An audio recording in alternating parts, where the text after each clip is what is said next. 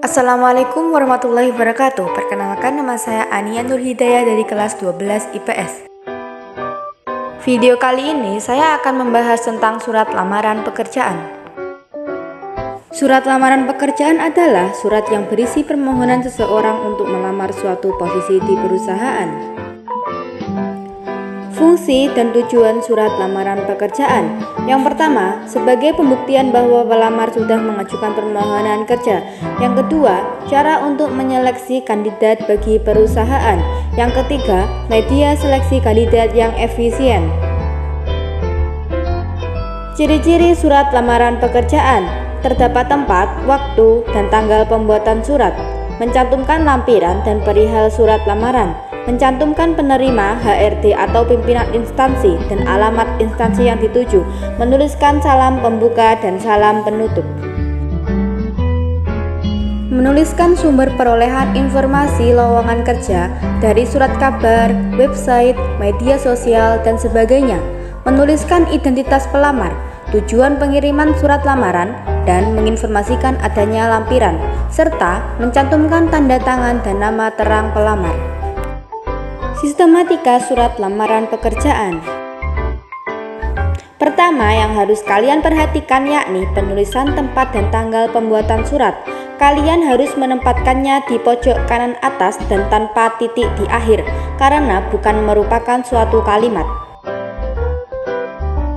Selanjutnya, kalian juga harus memperhatikan penulisan lampiran dan hal. Kalian tidak boleh menyingkat kata lampiran dan hal, serta angka dalam lampiran harus ditulis menggunakan huruf.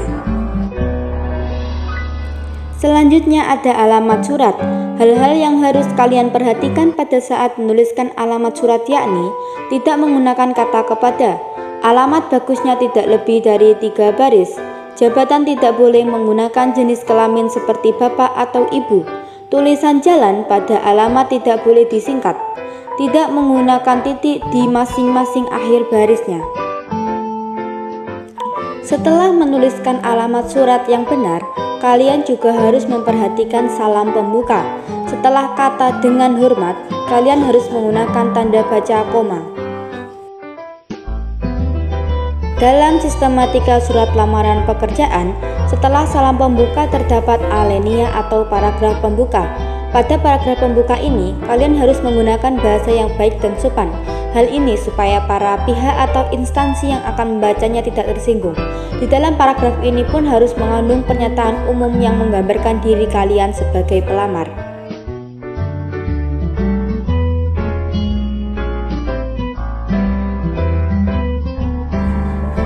Isi yang terkandung dalam surat lamaran harus mengandung hal-hal sebagai berikut.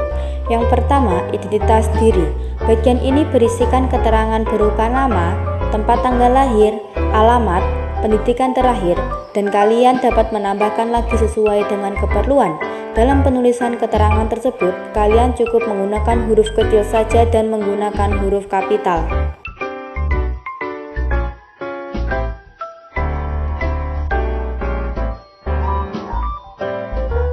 Yang kedua, maksud dan tujuan.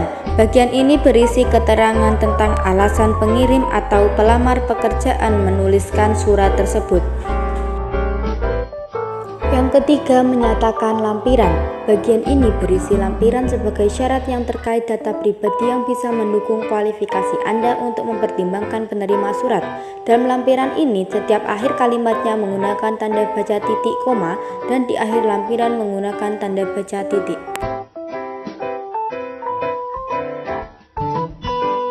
Bagian penutup surat lamaran pekerjaan sebaiknya menunjukkan antusias Anda dalam melamar pekerjaan pada instansi yang dilamar.